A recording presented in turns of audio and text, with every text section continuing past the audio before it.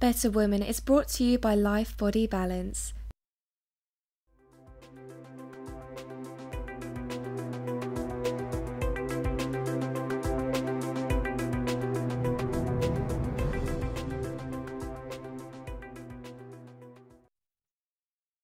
One time I went to a small business owner's banquet, an awards ceremony. And there were all the tables around of all the small business owners. I was one of them, and everybody was up for an award.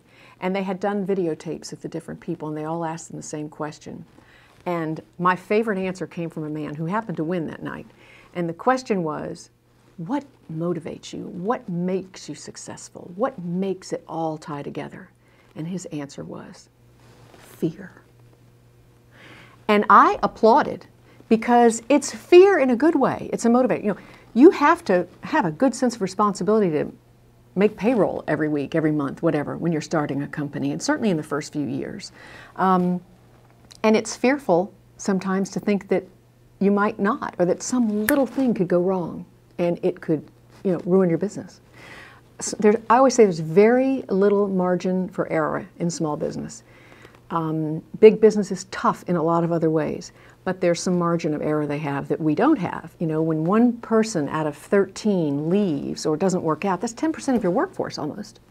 Whereas you lose one person in a big business or that doesn't work out, it can be, it's not as impactful. So I think that, you know, a healthy injection of fear, good healthy fear.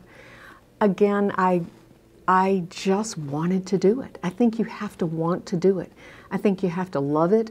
I think you have to be a person who can play several roles. I can't just be a PR person in this job. That wouldn't work. I also, because we're a boutique firm, I can't just be a business owner in this job. It wouldn't work. I also have to be, not a mom, but I feel responsible for my people in a good way. I want them to do well. I want them to have healthy, high-quality lives.